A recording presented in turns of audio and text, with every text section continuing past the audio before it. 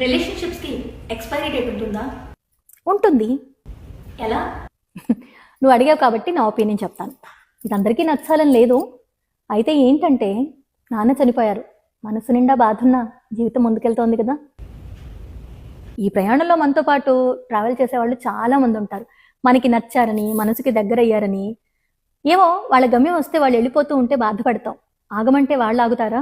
లేదు అక్కడే నువ్వు దిగిపో అంటే నీ గమ్యాన్ని వదులుకొని నువ్వు దిగిపోతావా చెప్పు? అలా ఎలా కుదురుతుంది కదా.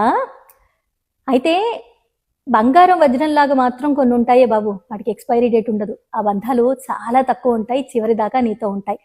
అయితే తుది శ్వాస దాకా అని నేను చెప్పను, కానీ నా అనుకున్న వాళ్ళే నమ్మక ద్రోహం చేస్తున్నారు, మన అనుకున్న వాళ్ళే మనసుని బాధ పెడుతున్నారు. ఎలాగే? ఎస్, కొన్ని బంధాలు బాధ పెడతాయి. మన అనుకున్న తర్వాత కూడా మనని చాలా కష్టపెట్టే బంధాలు ఉంటాయి. అందులో ఏదో ఒకటి నేర్చుకుంటాం. నా అనుకున్న వాళ్ళు నాతో లేరు కదా అని చెప్పేసి నీతో ఉన్న వాళ్ళని నువ్వు బాధ పెట్టలేవు కదా. అందుకే నా అనుకున్న వాళ్ళు నీతో లేకపోయినా నీతో ఉన్న వాళ్ళే నా అనుకొని ముందు కదిలే అనుకో, ఆ క్షణం ఆనందంగా ఉంటావు. అవునా? అయితే నువ్వు నేర్చుకున్న గుణపాఠం ఏదైతే ఉందో అది మాత్రం అప్లై చెయ్యే. అది మర్చిపోయి ముందుకు వెళ్ళావంటే మళ్ళీ అలాంటి సిచ్యువేషన్స్ నీకు ఎదురవుతూ ఉంటాయి.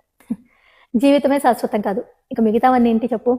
నువ్వు ఎంత బాగా చెప్పిన తర్వాత అర్థం చేసుకుని దాన్ని ఫాలో అవ్వడమే నా పని.